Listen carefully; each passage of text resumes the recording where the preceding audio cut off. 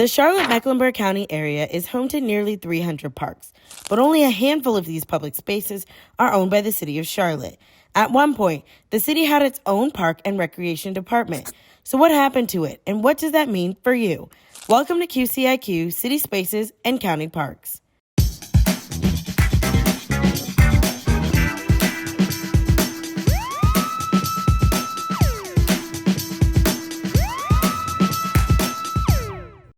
In 1927, the North Carolina legislature created the Charlotte Park and Recreation Commission. The 7-member group became controllers of 143 acres specifically designated for parks. The land consisted of Independence Park, Lotta Park, Cordelia Park, Colonial Park, and Morgan Park, which is now known as Cherry Park. For several decades, the Charlotte Park and Recreation Commission worked on expansion and park creation. And in 1974, Mecklenburg County created its own park and recreation department. For years, the two coexisted, sometimes working hand in hand to maintain the ever-growing park system. Then we rolled into 1992. City and county leaders decided it would be better for all park and recreational facilities to be under one system.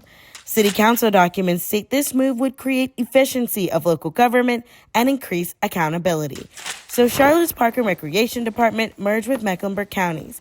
This made a difference in the ability to provide services to residents.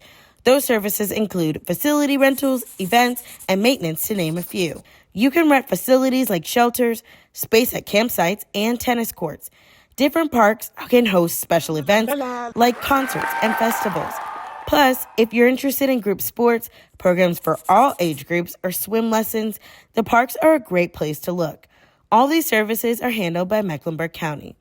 So, does that mean Charlotte has no parks of its own? Not exactly. The city constructed a handful of public spaces.